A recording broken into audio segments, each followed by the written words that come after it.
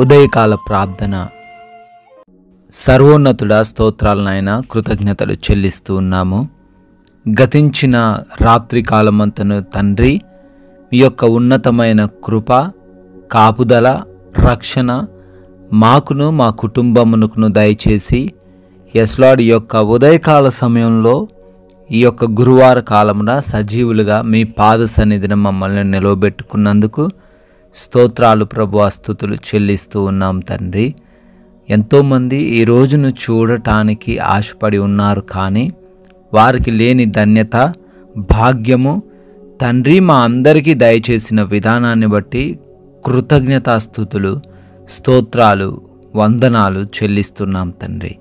సామెతల గ్రంథం 16:7 ద్వారా సెలవిస్తూ ఉన్నారు, ఒకని ప్రవర్తన యెహోవాకు ప్రీతికరమగునప్పుడు ఆయన వాని శత్రువులను సహా వానికి మిత్రులుగా చేయును అని. ఎస్ లార్డ్, అవునయ్యా, ఈ రోజున మా ప్రవర్తన మీకు తండ్రి ఇష్టముగా ఉంటే, మీకు ప్రీతికరముగా ఉన్నట్లయితే మా యొక్క విరోధులు సైతం మాకు మిత్రులుగా మార్చబడతారు గనుక ముఖ్యంగా మా ప్రవర్తన యందు మేము జ్ఞానము కలిగి జాగరూకులమై వాక్యానుసారంగా ఈరోజు జీవించే భాగ్యము మాకు దయచేయండి నాయన. ఈ ఉదయకాలమున ఈ ప్రార్థనలో ఏకీభవిస్తున్నటువంటి ప్రతి ఒక్క బిడ్డను బట్టి పేరు పేరున అడుగుతూ ఉన్నాం, ప్రార్థిస్తున్నాం. వారి జీవితాల్లో గొప్ప కార్యాలు జరిగించండి తండ్రి.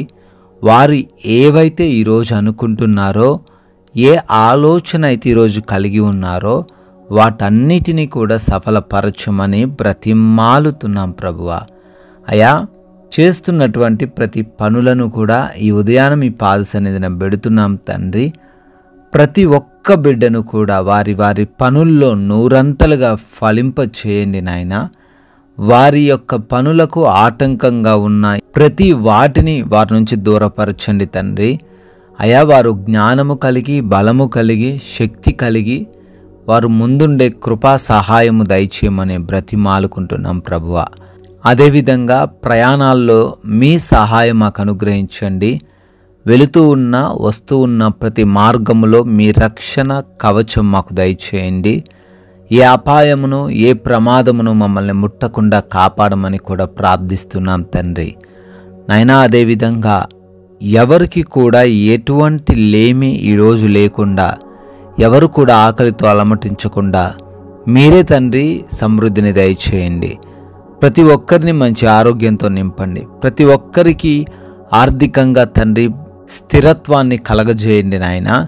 అదేవిధంగా ఆత్మీయ జీవితంలో కూడా నాయన వారు ఇంకా ఎదిగే కృప దయచేయమని ప్రార్థిస్తున్నాము. వారి మాటల విషయంలోనూ, వారి యొక్క ప్రవర్తన విషయంలోనూ జ్ఞానము కలిగి ప్రవర్తించుటకు సహాయం అనుగ్రహించండి నాయన. అయా, ముఖ్యంగా ఎగ్జామ్స్ అని, ఇంటర్వ్యూస్ అని బిడ్డలు వెళ్తున్నారు. వాటిల్లో బిడ్డలకు మీరు తోడై ఉండండి.